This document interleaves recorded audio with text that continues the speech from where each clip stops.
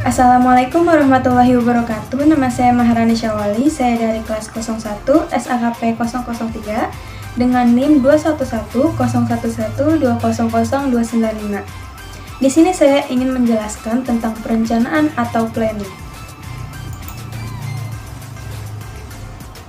Pengertian perencanaan secara umum merupakan suatu upaya dalam menentukan berbagai hal yang hendak dicapai atau tujuan di masa depan, dan juga untuk menentukan beragam tahapan yang memang dibutuhkan demi mencapai tujuan tersebut.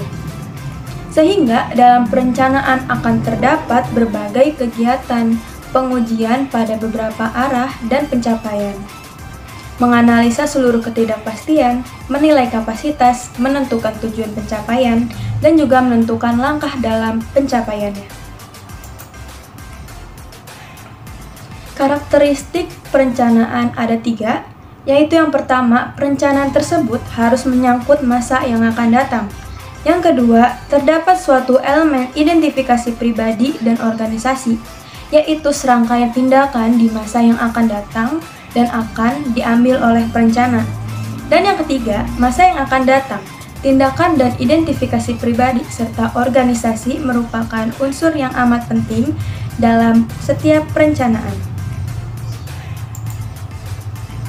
Perencanaan memiliki fungsi yaitu untuk membantu berbagai proses pengambilan suatu keputusan yang paling baik dan yang paling sesuai dengan tujuan utama perusahaan. George R. Terry menyatakan bahwa untuk mengetahui apakah perencanaan itu baik atau tidaknya dapat dijawab melalui pertanyaan-pertanyaan dasar mengenai perencanaan, yaitu 5W1H. Seperti what, yaitu apa tujuan yang hendak dicapai oleh perusahaan, why, kenapa hal tersebut menjadi tujuan perusahaan, where, di manakah lokasi yang paling pas untuk mencapai tujuan tersebut, when, kapankah pekerjaan harus diselesaikan untuk mencapai tujuan tersebut? Siapa saja orang yang tepat untuk melakukan pekerjaan yang berkaitan dengan tujuan perusahaan? Dan yang terakhir ada how, bagaimana cara yang paling tepat untuk melakukan pekerjaan dalam upaya mencapai tujuan perusahaan?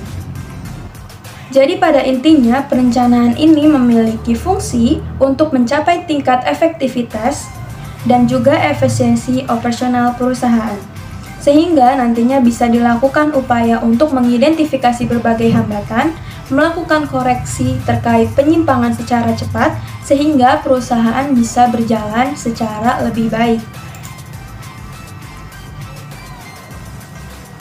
Perencanaan dilakukan untuk mencapai protective benefit yang dihasilkan dari pengurangan kemungkinan terjadinya kesalahan dalam pembuatan keputusan, positive benefit dalam bentuk meningkatnya sukses pencapaian tujuan organisasi. Perencanaan yang harus dimiliki setiap perencana yaitu yang pertama, faktual atau realistis, yang kedua, logis dan rasional, yang ketiga, fleksibel, yang keempat, komitmen, dan yang kelima ada komprehensif.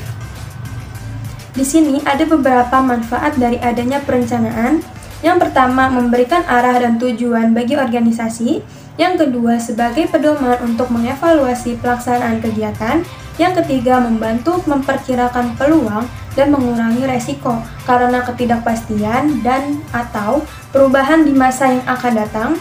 Yang keempat, kemungkinan manajer memahami keseluruhan gambaran operasi lebih jelas. Yang kelima, membantu penempatan tanggung jawab lebih cepat. Dan yang keenam, membuat tujuan lebih khusus, terperinci, dan lebih mudah dipahami. Perencanaan memiliki beberapa jenis, yaitu yang pertama, perencanaan berdasarkan tingkatan seperti master plan atau rencana induk, operational planning atau rencana operasional, day-to-day planning atau rencana harian. Yang kedua, perencanaan berdasarkan jangka waktu seperti rencana jangka panjang, rencana jangka menengah, dan rencana jangka pendek. Dan yang ketiga, ada rencana berdasarkan ruang lingkup seperti rencana strategis, rencana taktis, dan rencana terintegrasi.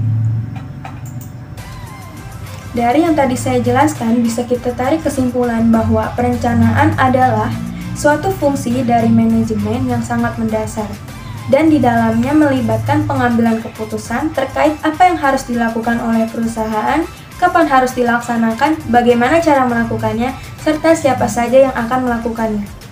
Sehingga diharapkan perusahaan yang sudah memiliki perencanaan dengan matang akan bisa mendapatkan laba atau keuntungan yang lebih memudahkan perusahaan dalam mencapai tujuan utamanya.